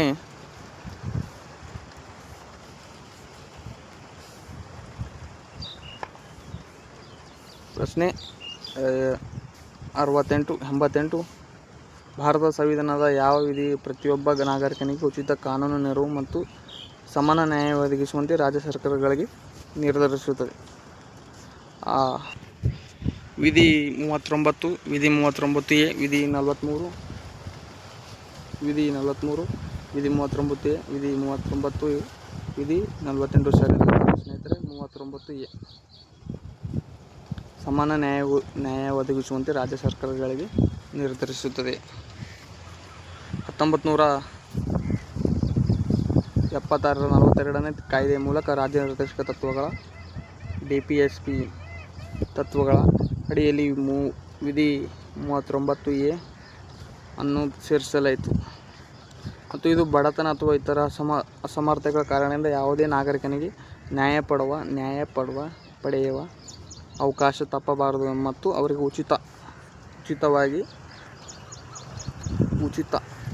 ಉಚಿತವಾಗಿ ಕಾನೂನು ನೆರವು ಒದಗಿಸಬೇಕಂತ ತಿಳಿಸುತ್ತದೆ. ಯಾವ ವಿಧಿ? 39A ಎಷ್ಟನೇ DPSPಯಲ್ಲಿ ರಾಜ್ಯ ನಿರ್ದೇಶಕ ತತ್ವಗಳಲ್ಲಿ. ಪ್ರಶ್ನೆ 89. ರಾಜ್ಯ ಲೋಕಸೇವಾ ಆಯೋಗದ ಮತ್ತು ಅಧ್ಯಕ್ಷರ ಮತ್ತು ಸದಸ್ಯರನ್ನು ಯಾರು ನೇಮಕ ಮಾಡುತ್ತಾರೆ? ರಾಜ್ಯ ಲೋಕಸೇವಾ ಆಯೋಗದ ಅಧ್ಯಕ್ಷರನ್ನು ಮತ್ತು ಸದಸ್ಯರನ್ನು ಯಾರು ನೇಮಕ ಮಾಡುತ್ತಾರೆ? ಆಪ್ಷನ್ ಸಿ ಭಾರತ ರಾಷ್ಟ್ರಪತಿಗಳು, ಆಪ್ಷನ್ ಬಿ ರಾಜ್ಯಪಾಲರು, ಆಪ್ಷನ್ ಸಿ ರಾಜ್ಯದ ಮುಖ್ಯಮಂತ್ರಿ, ಆಪ್ಷನ್ ಡಿ ಹೈಕೋರ್ಟ್ನ ಮುಖ್ಯ ನ್ಯಾಯಮೂರ್ತಿ. ಸರಿಯಾದ ಉತ್ತರ ಸ್ನೇಹಿತರೆ ಯಾವುದಂದರೆ KPSCಯಲ್ಲಿ ಅವರ ಅಧ್ಯಕ್ಷರು ಮತ್ತು ಸದಸ್ಯರನ್ನು ಯಾರು ನೇಮಕ ಮಾಡುತ್ತಾರೆ ಅಂದರೆ ಸರಿಯಾದ ಉತ್ತರ ಸ್ನೇಹಿತರೆ ರಾಜ್ಯಪಾಲರು. ಮತ್ತು ಇವರಿಗೆ ವಜಾಗೊಳಿಸುವ ಅಧಿಕಾರ ರಾಷ್ಟ್ರಪತಿಗೆ ಮಾತ್ರ ಇದೆ. KPSC ಇವರಿಗೆ ರಾಷ್ಟ್ರಪತಿಗಳಿಗಿದೆ. ಎಷ್ಟನೇ ವಿಧಿ ಪ್ರಕಾರ ಅಂದರೆ 316ನೇ ವಿಧಿ ಪ್ರಕಾರ ಅಧ್ಯಕ್ಷರನ್ನು ಮತ್ತು ಸದಸ್ಯರನ್ನು ರಾಜ್ಯ ಲೋಕಸಭೆಯ ಅಧ್ಯಕ್ಷರನ್ನು ನೇಮಕ ಮಾಡಲು ಸೂಚಿಸುತ್ತದೆ. 316ನೇ ವಿಧಿ ಪ್ರಕಾರ. ಸಂವಿಧಾನದ 316ನೇ ವಿಧಿ ಪ್ರಕಾರ ರಾಜ್ಯ ಲೋಕಸೇವಾ ಆಯೋಗದ ಅಧ್ಯಕ್ಷರ ಮತ್ತು ಸದಸ್ಯರನ್ನು ಆಯಾ ರಾಜ್ಯದ ರಾಜ್ಯಪಾಲರು ನೇಮಕ ಮಾಡುತ್ತಾರೆ. ಆದರೆ ಇವರನ್ನು ಅಧಿಕಾರದಿಂದ ತೆಗೆದುಹಾಕುವ ಅಧಿಕಾರ ಕೇವಲ ಭಾರತ ರಾಷ್ಟ್ರಪತಿಗೆ ಮಾತ್ರ ಇರುತ್ತದೆ. ಭಾರತ ವಜಾಗೊಳಿಸುವ ಅಧಿಕಾರ ಯಾರಿಗಿದೆ ಅಂದರೆ ರಾಷ್ಟ್ರಪತಿಗಳಿಗೆ. ಮತ್ತು ಇವರನ್ನು ನೇಮಕ ಮಾಡುವುದು ಯಾರಿಗಿದೆ ಅಂದರೆ ರಾಜ್ಯಪಾಲರಿಗೆ, ಆಯಾ ರಾಜ್ಯದ ರಾಜ್ಯಪಾಲರಿಗೆ ಇರುತ್ತದೆ. KPSC. ಸಂವಿಧಾನದ ಯಾವ ವಿಧಿ ಅಡಿಯಲ್ಲಿ ಪ್ರತಿ ವರ್ಷ ಕೇಂದ್ರ ಸರ್ಕಾರ ತನ್ನ ವಾರ್ಷಿಕ ಹಣಕಾಸು ವರದಿಯನ್ನು ಬಜೆಟನ್ನು ಸಂಸತ್ತಿನಲ್ಲಿ ಮಂಡಿಸುತ್ತದೆ? ಆಪ್ಷನ್ ಎ ವಿಧಿ 110, option B 112, option C 202, option C 280. ಸರಿಯಾದ ಉತ್ತರ ಸ್ನೇಹಿತರೆ ವಿಧಿ 112. ಹಾಗೆ ರಾಜ್ಯದಲ್ಲಿ ಬಜೆಟ್ ಮಂಡಿಸುವ ವಿಧಿ ಯಾವುದಂದರೆ 202. ವಿಧಿ 112ನೇ ಪ್ರಕಾರ ಭಾರತ ಸಂವಿಧಾನದ ಎಲ್ಲೂ ರಾಜ್ಯ ಬಜೆಟ್ ಎಂಬ ಪದವನ್ನು ಬಳಸಲಾಗಿಲ್ಲ. ಬಜೆಟ್ ಎಂಬ ಪದನೇ ಬಳಸಲಾಗಿಲ್ಲ. ಬದಲಾಗಿ 112ನೇ ವಿಧಿಯಲ್ಲಿ ಅದನ್ನು ವಾರ್ಷಿಕ ಹಣಕಾಸು ವರದಿ ಎಂದು ಕರೆಯಲಾಗಿದೆ ಮತ್ತು ರಾಜ್ಯ ಸರ್ಕಾರದ ಬಜೆಟ್ ಅನ್ನು ವಿಧಿ 202ರಲ್ಲಿ ಮಂಡಿಸಲಾಗುತ್ತದೆ. 202ರ ವಿಧಿಯಲ್ಲಿ ರಾಜ್ಯ ಸರ್ಕಾರದಲ್ಲಿ ಬಜೆಟನ್ನು ಮಂಡಿಸಲಾಗುತ್ತದೆ. ಪ್ರಶ್ನೆ 91. ಭಾರತದ ಸಂಸತ್ತಿನ ಉಭಯ ಸದನಗಳ ಪೈಕಿ ಯಾವ ಸದನದಲ್ಲಿ ಮೊದಲು ಹಣಕಾಸು ವಿಧೇಯಕವನ್ನು ಮಂಡಿಸಬೇಕು? ಮನಿ ಬಿಲ್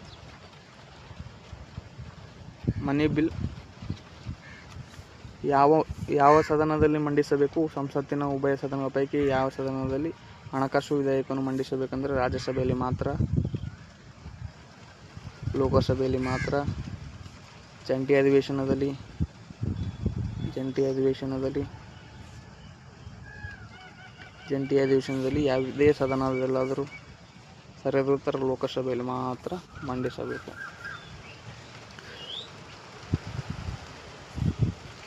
ಸಂವಿಧಾನದ 109ನೇ ವಿಧಿ ಪ್ರಕಾರ ಹಣಕಾಸು ವಿಧೇಯಕವನ್ನು ಕೇವಲ ಲೋಕಸಭೆಯಲ್ಲಿ ಮಾತ್ರ ಮಂಡಿಸಬೇಕು ಮತ್ತು ರಾಜ್ಯಸಭೆಯಲ್ಲಿ ಮೊದಲು ಮಂಡಿಸಲು ಬರುವುದಿಲ್ಲ.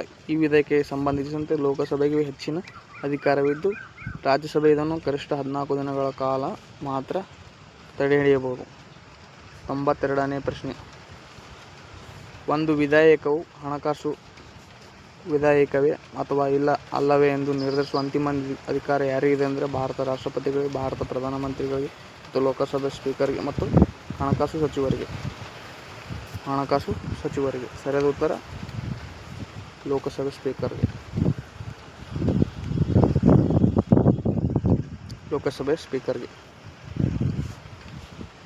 ಸಂವಿಧಾನದ 110ನೇ ವಿಧಿಯ ಪ್ರಕಾರ ಲೋಕಸಭೆಯಲ್ಲಿ ಮಂಡನೆಯಾಗುವ ಯಾವುದೇ ವಿಧೇಯಕವು ಹಣಕಾಸು ವಿಧೇಯಕ ಹೌದೇ ಅಥವಾ ಇಲ್ಲ ಎಂದು ಪ್ರಶ್ನೆ ಉದ್ಭವಿಸಿದರೆ ಆ ಕುರಿತು ಲೋಕಸಭೆ ಸ್ಪೀಕರ್ ನೀಡುವ ತೀರ್ಪೇ ಅಂತಿಮವಾಗಿರುತ್ತದೆ. 93 ಪ್ರಶ್ನೆ, ಸಂವಿಧಾನದ ಯಾವ ತಿದ್ದುಪಡಿ ಕಾಯ್ದೆ ಮೂಲಕ ಭಾರತದಲ್ಲಿ ಪಕ್ಷಾಂತರ ನಿರೋಧಕ ಕಾನೂನನ್ನು ಜಾರಿಗೆ ತರಲಾಯಿತು? ಕಾಯ್ದೆ ಮೂಲಕ ಭಾರತದಲ್ಲಿ ಪಕ್ಷಾಂತರ ನಿರೋಧಕ ಕಾಯ್ದೆಯನ್ನು ಲಾ ಯಾವಾಗ ಜಾರಿಗೆ ತರಲಾಯಿತು? 42ನೇ ತಿದ್ದುಪಡಿ ಮೂಲಕ, 44ನೇ ತಿದ್ದುಪಡಿ ಮೂಲಕ, 52ನೇ ತಿದ್ದುಪಡಿ ಮೂಲಕ, 61ನೇ ತಿದ್ದುಪಡಿ ಮೂಲಕ? ಸರಿಯಾದ ಪ್ರಶ್ನೆ ಇದೆ 52ನೇ ತಿದ್ದುಪಡಿ ಮೂಲಕ. ಸಂವಿಧಾನದ ಯಾವ ತಿದ್ದುಪಡಿ ಕಾಯ್ದೆ ಮೂಲಕ ಭಾರತದಲ್ಲಿ ಪಕ್ಷಾಂತರ ನಿರೋಧಕ ಕಾಯ್ದೆಯನ್ನು ಜಾರಿಗೆ ತರಲಾಯಿತು ಅಂದರೆ 52ನೇ ತಿದ್ದುಪಡಿ ಮೂಲಕ. 52ನೇ ತಿದ್ದುಪಡಿ 1985ರಲ್ಲಿ 52ನೇ ತಿದ್ದುಪಡಿ ಮುಖಾಂತರ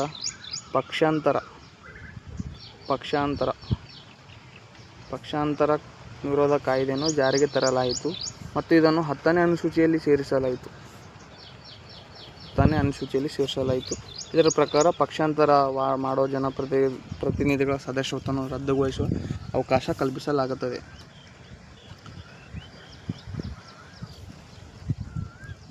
ಪ್ರಶ್ನೆ 94, ಸುಪ್ರೀಂ ಕೋರ್ಟ್ ಅಥವಾ ಹೈಕೋರ್ಟ್ ತನ್ನ ಕೆಳ ಹಂತದ ನ್ಯಾಯಾಲಯಗಳಿಗೆ ಅಥವಾ ಸಾರ್ವಜನಿಕ ಅಧಿಕಾರಿಗಳಿಗೆ ತನ್ನ ಕರ್ತವ್ಯವನ್ನು ಸರಿಯಾಗಿ ನಿರ್ವಹಿಸುವಂತೆ ನೀಡುವ ರಿಟ್ ಆಜ್ಞೆ ಯಾವುದೆಂದರೆ? Option C habeas corpus, option B mandamus, option C quo warranto, option D certiorari. ಸರಿಯಾದ ಉತ್ತರ ಸ್ನೇಹಿತರೆ ಮ್ಯಾಂಡಾಮಸ್. ಈ ಮ್ಯಾಂಡಾಮೆನ್ಸ್ ಎಂದರೆ ನಾವು ಆಜ್ಞಾಪಿಸುತ್ತೇವೆ ಎಂದರ್ಥ. ಯಾವುದೇ ಸಾರ್ವಜನಿಕ ಸಂಸ್ಥೆಗಳ ಅಥವಾ ಅಧಿಕಾರಿಗಳು ತಮ್ಮ ಕಾನೂನುಬದ್ಧ ಕರ್ತವ್ಯವನ್ನು ನಿರ್ವಹಿಸಲು ವಿಫಲರಾದಾಗ ಅದನ್ನು ಮಾಡುವಂತೆ ನ್ಯಾಯಾಲಯವು ಈ ರಿಟ್ ಮೂಲಕ ಆದೇಶಿಸುತ್ತದೆ. ಮ್ಯಾಂಡಾಮೆನ್ಸ್ ರಿಟ್ ಮೂಲಕ ಆದೇಶಿಸುತ್ತದೆ. ಪ್ರಶ್ನೆ 95, ಭಾರತ ಸಂವಿಧಾನದ ಯಾವ ವಿಧಿಯು ಜಮ್ಮು ಮತ್ತು ಕಾಶ್ಮೀರವನ್ನು ಹೊರತುಪಡಿಸಿ ದೇಶದ ಉಳಿದ ಈಶಾನ್ಯ ರಾಜ್ಯಗಳಿಗೆ ಸವಲತ್ತುಗಳನ್ನು ಒದಗಿಸುತ್ತದೆ? ಭಾರತ ಸಂವಿಧಾನದ ಯಾವ ವಿಧಿಯು ಜಮ್ಮು ಮತ್ತು ಕಾಶ್ಮೀರವನ್ನು ಹೊರತುಪಡಿಸಿ ದೇಶದ ಉಳಿದ ಈಶಾನ್ಯ ರಾಜ್ಯಗಳಿಗೆ, ಉದಾಹರಣೆಗೆ ನಾಗಾಲ್ಯಾಂಡ್, ಅಸ್ಸಾಂ, ಮಣಿಪುರ ವಿಶೇಷ ಸ್ಥಾನಮಾನ ಹಾಗೂ ಸವಲತ್ತುಗಳನ್ನು ಒದಗಿಸುತ್ತದೆ? Option C 369, 369, option B 370, option C 371, option D 372, option A 369, option B 370. ಸರಿಯಾದ ಉತ್ತರ ಸಿ 371. ಸರಿಯಾದ ಉತ್ತರ ಸ್ನೇಹಿತರೆ 371, ಆಪ್ಷನ್ ಸಿ. ಸಂವಿಧಾನದ 21ನೇ ಭಾಗದಲ್ಲಿ ಅಡಿಯಲ್ಲಿ ಬರುವ 371ನೇ ವಿಧಿ ಪ್ರಕಾರ ನಿಯಮಗಳು ಅಂದರೆ 371A ಏನು ಹೇಳುತ್ತೆ ಅಂದರೆ ನಾಗಾಲ್ಯಾಂಡ್ ರಾಜ್ಯಕ್ಕೆ ಸವಲತ್ತುಗಳನ್ನು ನೀಡುತ್ತದೆ. ವಿಧಿ 371B ಅಸ್ಸಾಂ ರಾಜ್ಯಗಳಿಗೆ ಸವಲತ್ತು ನೀಡುತ್ತದೆ. 371C ಮಣಿಪುರ ರಾಜ್ಯಕ್ಕೆ ಸವಲತ್ತನ್ನು ನೀಡುತ್ತದೆ. ಆಪ್ಷನ್ ಡಿ ಆಂಧ್ರ ಪ್ರದೇಶ ರಾಜ್ಯಕ್ಕೆ ಸವಲತ್ತನ್ನು ನೀಡುತ್ತದೆ. ಆಪ್ಷನ್ ಇ ಸಿಕ್ಕಿಂ ರಾಜ್ಯಕ್ಕೆ ಸವಲತ್ತನ್ನು ನೀಡುತ್ತದೆ. ಆಪ್ಷನ್ ಎಫ್ ಮಿಜೋರಾಂಗೆ ಸವಲತ್ತನ್ನು ನೀಡುತ್ತದೆ.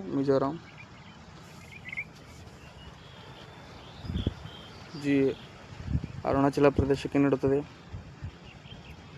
371I ಗೋವಾ ರಾಜ್ಯಕ್ಕೆ ಸವಲತ್ತುಗಳನ್ನು ನೀಡುತ್ತದೆ ಮತ್ತು 371J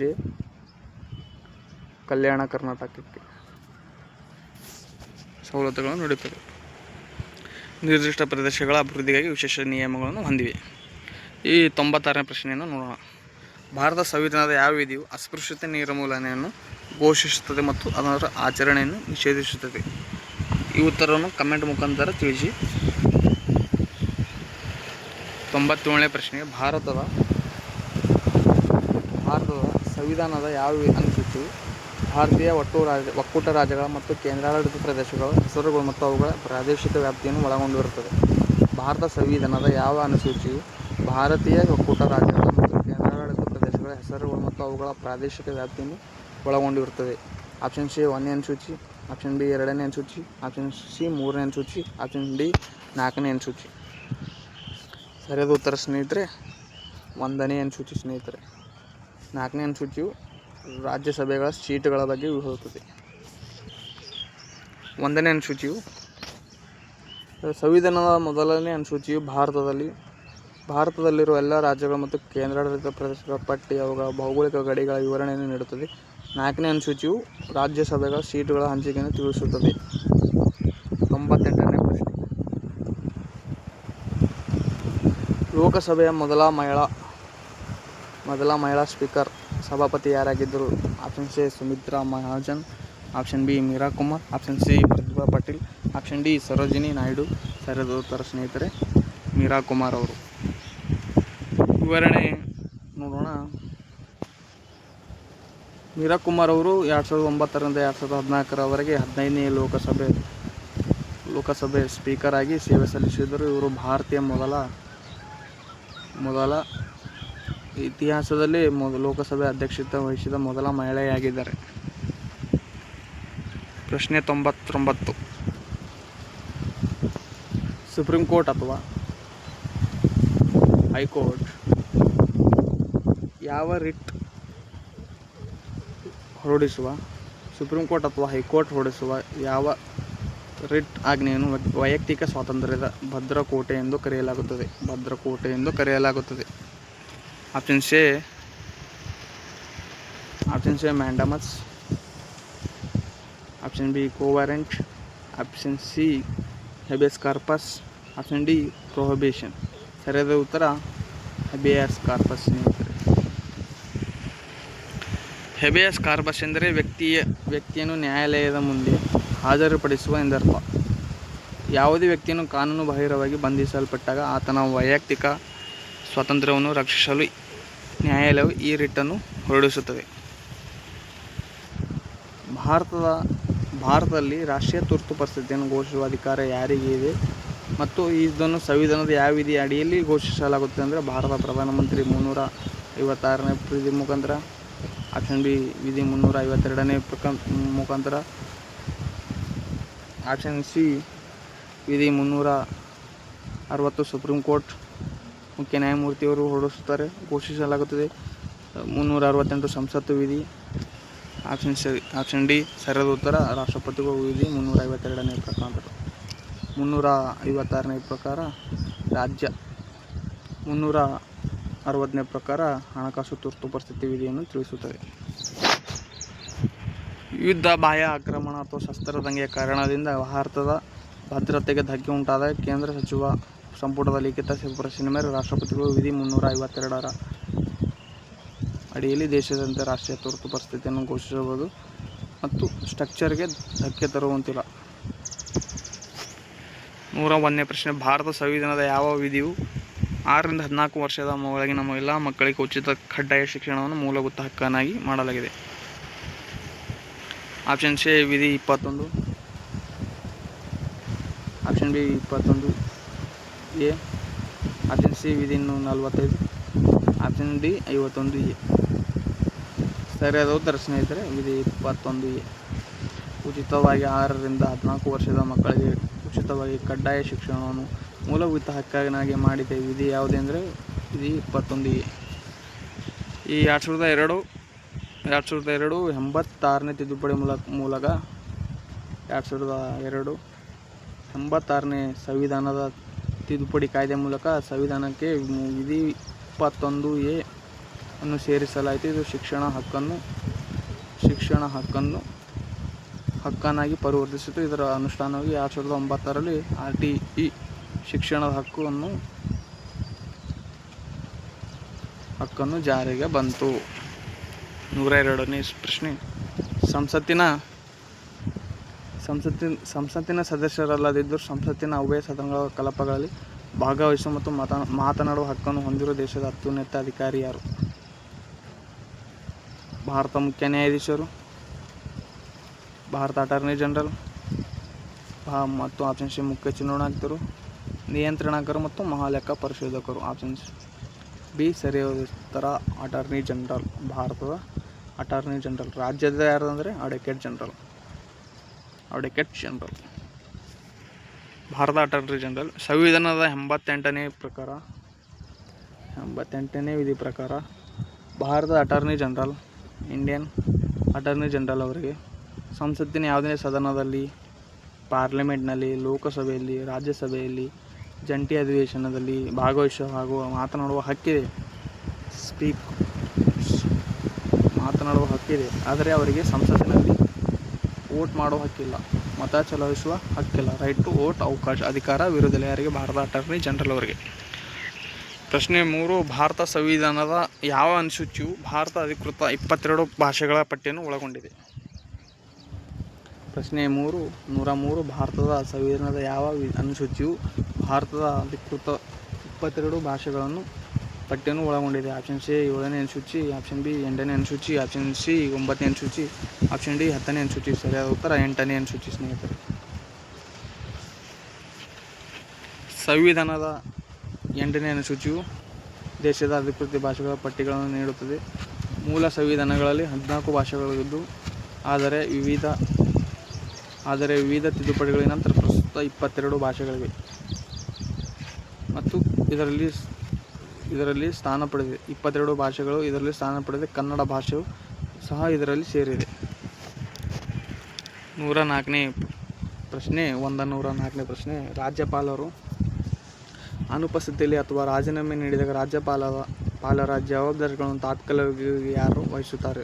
ಸಂಬಂಧಪಟ್ಟ ರಾಜ್ಯದ ಮುಖ್ಯಮಂತ್ರಿ, ಆಪ್ಷನ್ ಸಿ ಸಂಬಂಧಪಟ್ಟ ರಾಜ್ಯದ ಹೈಕೋರ್ಟ್ನ ಮುಖ್ಯ ನ್ಯಾಯಮೂರ್ತಿಗಳು, ಆಪ್ಷನ್ ಸಿ ವಿಧಾನಸಭೆ ಸಭಾಪತಿ ಸ್ಪೀಕರ್, ಆಪ್ಷನ್ ಡಿ ಭಾರತದ ರಾಷ್ಟ್ರಪತಿಗಳು. ಸರಿಯಾದ ಉತ್ತರ ಸ್ನೇಹಿತರೆ ಹೈಕೋರ್ಟ್ನ ಮುಖ್ಯ ನ್ಯಾಯಮೂರ್ತಿಗಳು. ರಾಜ್ಯಪಾಲರು ಅನುಪಸ್ಥಿತಿಯಲ್ಲಿ ಅಥವಾ ರಾಜೀನಾಮೆ ನೀಡಿದಾಗ ರಾಜ್ಯಪಾಲರ ಜವಾಬ್ದಾರಿಗಳನ್ನು ತಾತ್ಕಾಲಿಕವಾಗಿ ಯಾರು ನಿರ್ವಹಿಸುತ್ತಾರೆ ಅಂದರೆ ಸಂಬಂಧಪಟ್ಟ ರಾಜ್ಯದ ಹೈಕೋರ್ಟ್ನ ಮುಖ್ಯ ನ್ಯಾಯಮೂರ್ತಿಗಳು. ರಾಜ್ಯಪಾಲರ ಹುದ್ದೆಗೆ ಹಠಾತ್ ಖಾಲಿಯಾದಾಗ ಅಥವಾ ಅನಿವಾರ್ಯ ಪರಿಸ್ಥಿತಿಯಲ್ಲಿ ಆಯಾ ರಾಜ್ಯದ ಹೈಕೋರ್ಟ್ನ ಮುಖ್ಯ ನ್ಯಾಯಮೂರ್ತಿಗಳು ಹಂಗಾಮಿ ರಾಜ್ಯಪಾಲರಾಗಿ ಪ್ರಮಾಣ ವಚನ ಸ್ವೀಕರಿಸಿ ಕಾರ್ಯನಿರ್ವಹಿಸುತ್ತಾರೆ.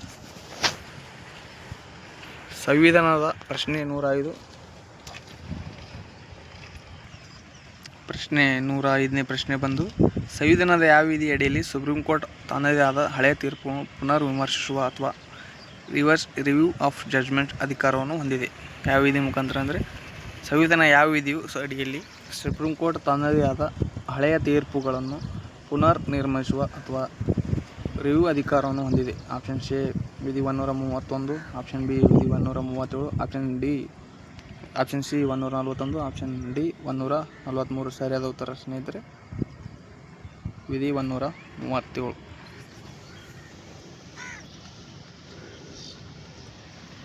ವಿವರಣೆ. ಸಂವಿಧಾನದ 137ನೇ ವಿಧಿ ಪ್ರಕಾರ ಸುಪ್ರೀಂ ಕೋರ್ಟ್ ಅಥವಾ ತಾನು ನೀಡಿದ ಯಾವುದೇ ತೀರ್ಪು ಅಥವಾ ಆದೇಶವನ್ನು ಪುನರ್ ಪರಿಶೀಲಿಸುವ ವಿಶೇಷ ಅಧಿಕಾರವನ್ನು ಹೊಂದಿದೆ. ಇದು ಬದಲಾಗುತ್ತಿರುವ ಕಾಲಘಟ್ಟಕ್ಕೆ ತಕ್ಕಂತೆ ನ್ಯಾಯಾಲಯ ಮಾಡುವ ಅಧಿಕಾರ ಸಹಕಾರಿಯಾಗಿದೆ ಎಂದು ಸ್ಪಷ್ಟಪಡಿಸುತ್ತದೆ. ಎಷ್ಟನೇ ವಿಧಿ ಪ್ರಕಾರ? 137ನೇ ವಿಧಿ ಪ್ರಕಾರ. 106ನೇ ಪ್ರಶ್ನೆ. ಲೋಕಸಭೆ ಸ್ಪೀಕರ್ ಅಥವಾ ಸಭಾಪತಿ ತಮ್ಮ ರಾಜೀನಾಮೆ ಪತ್ರವನ್ನು ಯಾರಿಗೆ ಸಲ್ಲಿಸಬೇಕು? ಭಾರತದ ರಾಷ್ಟ್ರಪತಿಗಳಿಗೆ, ಭಾರತದ ಪ್ರಧಾನಮಂತ್ರಿಗಳಿಗೆ, ಲೋಕಸಭೆ ಡೆಪ್ಯೂಟಿ ಸ್ಪೀಕರ್ ಉಪಸಭಾಪತಿಯವರಿಗೆ ಅಥವಾ ಆಪ್ಷನ್ ಡಿ ಸಂಸದೀಯ ವ್ಯವಹಾರಗಳ ಸಚಿವರಿಗೆ? ಸರಿಯಾದ ಉತ್ತರ ಲೋಕಸಭೆ ಡೆಪ್ಯೂಟಿ ಸ್ಪೀಕರ್ ಉಪಸಭಾಪತಿಯವರಿಗೆ ನೀಡಬಹುದು ರಾಜೀನಾಮೆ ಪತ್ರ. ಸಂವಿಧಾನದ 94ನೇ ವಿಧಿ ಪ್ರಕಾರ ಲೋಕಸಭೆ ಸ್ಪೀಕರ್ ಅಥವಾ ತಮ್ಮ ರಾಜೀನಾಮೆ ಪತ್ರವನ್ನು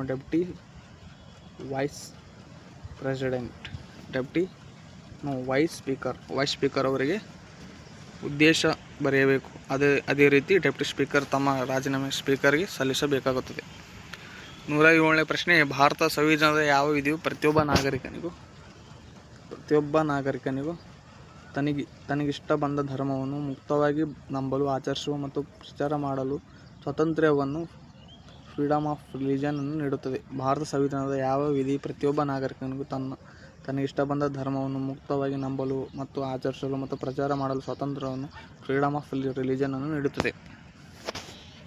ಆಪ್ಷನ್ ಎ ವಿಧಿ 21, ಆಪ್ಷನ್ ಬಿ ವಿಧಿ 29, ಆಪ್ಷನ್ ಸಿ ವಿಧಿ 30, ಆಪ್ಷನ್ ಡಿ 32. ಸರಿಯಾದ ಉತ್ತರ ಸ್ನೇಹಿತರೆ 25. ಧಾರ್ಮಿಕ ಸ್ವಾತಂತ್ರ್ಯದ ಹಕ್ಕಿನಡಿಯಲ್ಲಿ ಬರುವ 25ನೇ ವಿಧಿಯು ಪ್ರತಿಯೊಬ್ಬ ವ್ಯಕ್ತಿಗೂ ತನ್ನ ಆತ್ಮಸಾಕ್ಷಿಗೆ ಅನುಗುಣವಾಗಿ ಯಾವುದೇ ಧರ್ಮವನ್ನು ಮುಕ್ತವಾಗಿ ಒಪ್ಪಿಕೊಳ್ಳುವ, ಆಚರಿಸುವ ಮತ್ತು ಹಾಗೂ ಧರ್ಮದ ಪ್ರಚಾರ ಮಾಡುವ ಮೂಲಭೂತ ಹಕ್ಕನ್ನು ಖಾತರಿಪಡಿಸುತ್ತದೆ. 108ನೇ ಪ್ರಶ್ನೆ. ರಾಜ್ಯದ ವಿಧಾನಸಭೆಗೆ ಆಂಗ್ಲೋ ಇಂಡಿಯನ್ ಸಮುದಾಯದ ಒಬ್ಬ ಸದಸ್ಯರನ್ನು ನಾಮನಿರ್ದೇಶನ ಮಾಡುವ ರಾಜ್ಯಪಾಲರ ಅಧಿಕಾರವನ್ನು ರದ್ದುಗೊಳಿಸುವ ಸಂವಿಧಾನದ ಇತ್ತೀಚಿನ ತಿದ್ದುಪಡಿ ಯಾವುದು? ರಾಜ್ಯದ ವಿಧಾನಸಭೆಗೆ ಆಂಗ್ಲೋ ಇಂಡಿಯನ್ ಸಮುದಾಯದ ಒಬ್ಬ ಸದಸ್ಯರನ್ನು ನಾಮನಿರ್ದೇಶನ ಮಾಡುವ ರಾಜ್ಯಪಾಲರಿಗೆ ಅಧಿಕಾರವನ್ನು ರದ್ದುಗೊಳಿಸುವ ಸಂವಿಧಾನದ ಇತ್ತೀಚಿನ ತಿದ್ದುಪಡಿ ಯಾವುದು ಸ್ನೇಹಿತರೆ?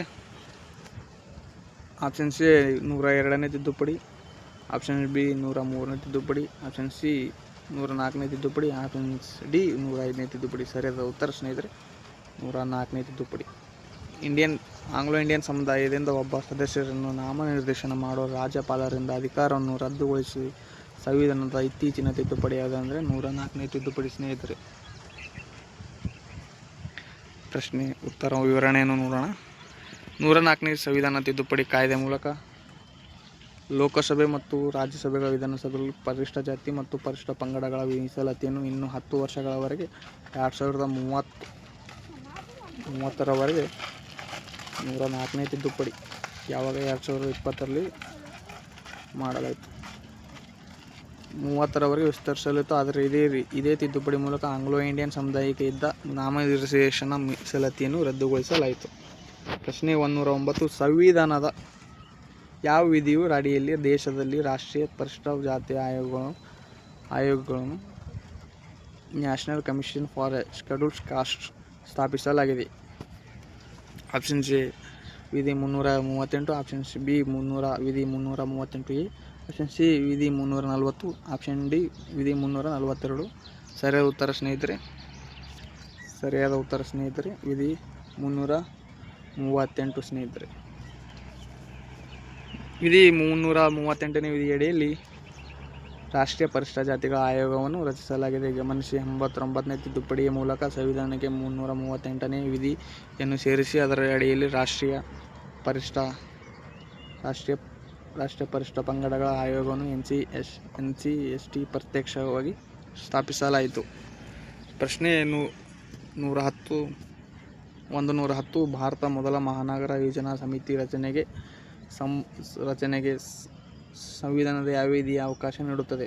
ಅಂದರೆ ಮಹಾನಗರ ಪಾಲಿಕೆಗಳಿಗೆ ಮೆಟ್ರೋಪಾಲಿಟನ್ ಪ್ಲಾನಿಂಗ್ ಕಮಿಟಿ ರಚನೆಗೆ ಸಂವಿಧಾನದ ಯಾವ ವಿಧಿಯು ಅವಕಾಶ ನೀಡುತ್ತದೆ? ಅಂದರೆ ಆಪ್ಷನ್ ಎ ವಿಧಿ 343, ಆಪ್ಷನ್ ಬಿ ವಿಧಿ 243, option C 243 ZD, option B 243 ZE, option C ವಿಧಿ 243 ZF, ಆಪ್ಷನ್ ಡಿ 243 ZG. ಸರಿಯಾದ ಉತ್ತರ ಸ್ನೇಹಿತರೆ 243 ZE ಅಂದರೆ ಮುನ್ಸಿಪಾಲಿಟಿ ಮಹಾನಗರ ಪಾಲಿಕೆಗಳನ್ನು ಸ್ಥಾಪಿಸುವ ಅಧಿಕಾರ ಯಾವ ವಿಧಿ ಮುಖಾಂತರ ಅಂದರೆ 243ನೇ ZE ವಿಧಿ ಪ್ರಕಾರ.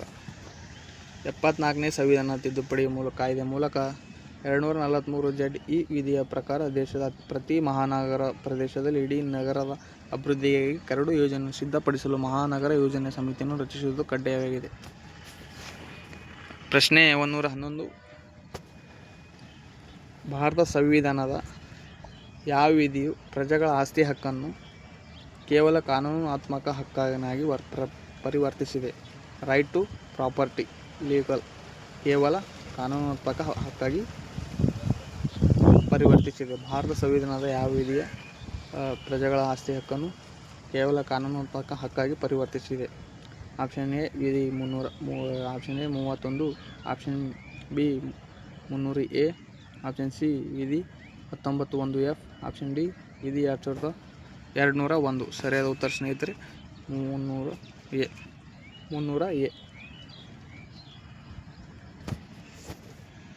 ಮೂಲತಃ ಆಸ್ತಿ ಹಕ್ಕನ್ನು ಮೂಲಭೂತ ಹಕ್ಕಾಗಿತ್ತು.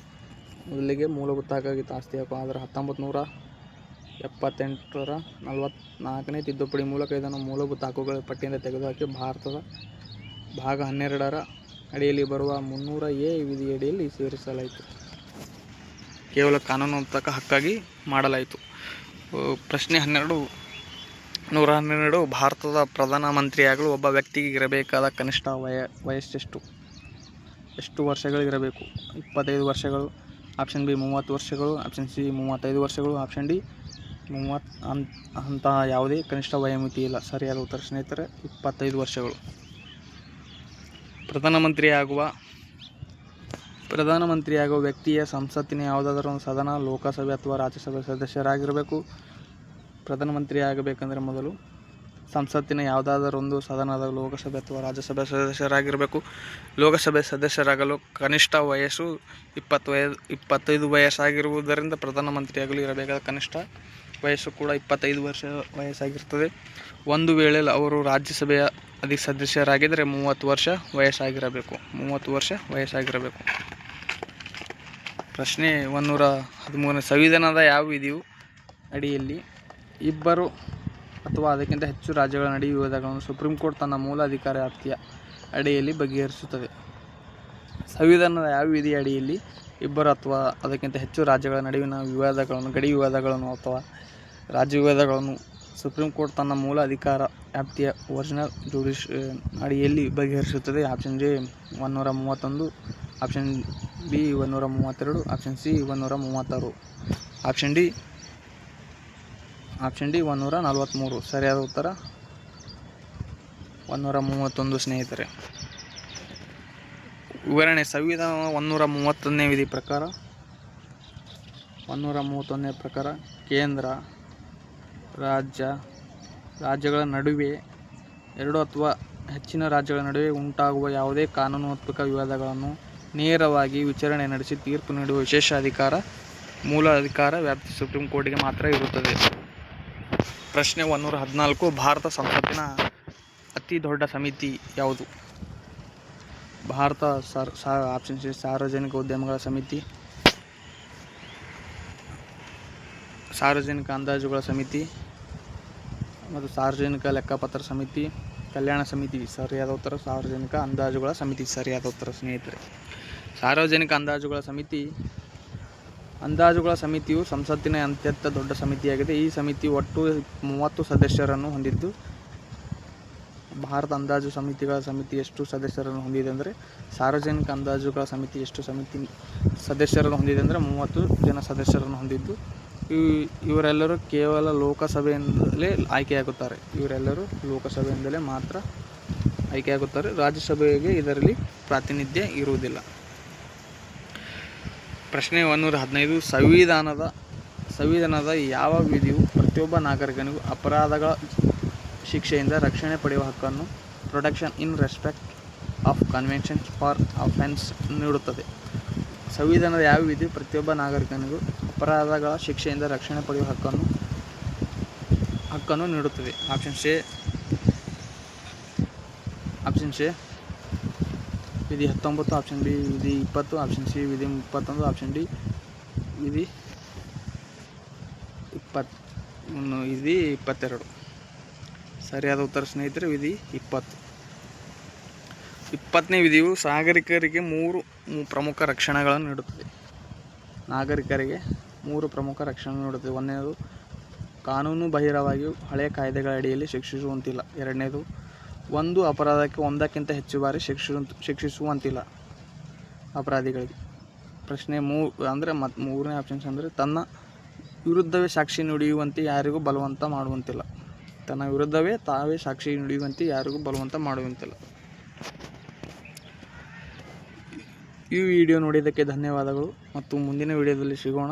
ಇಂಥ ಉಪಯುಕ್ತ ವಿಡಿಯೋಗಳಿಗೆ ನಮ್ಮ ಚಾನಲನ್ನು ಲೈಕ್ ಮಾಡಿ ಮತ್ತು ಸಬ್ಸ್ಕ್ರೈಬ್ ಮಾಡಿ, ಶೇರ್ ಮಾಡಿ ಮತ್ತು ಕಲಿಯಿರಿ, ತಿಳಿದುಕೊಳ್ಳಿ ಮತ್ತು ನೀವು ಬೇರೆಯವರಿಗೆ ಈ ವಿಡಿಯೋವನ್ನು ಶೇರ್ ಮಾಡಿ ಮತ್ತು ಹೊಸ ವಿಡಿಯೋಗಳಲ್ಲಿ ಮತ್ತೊಮ್ಮೆ ಸಿಗೋಣ ಮತ್ತು ಧನ್ಯವಾದಗಳು.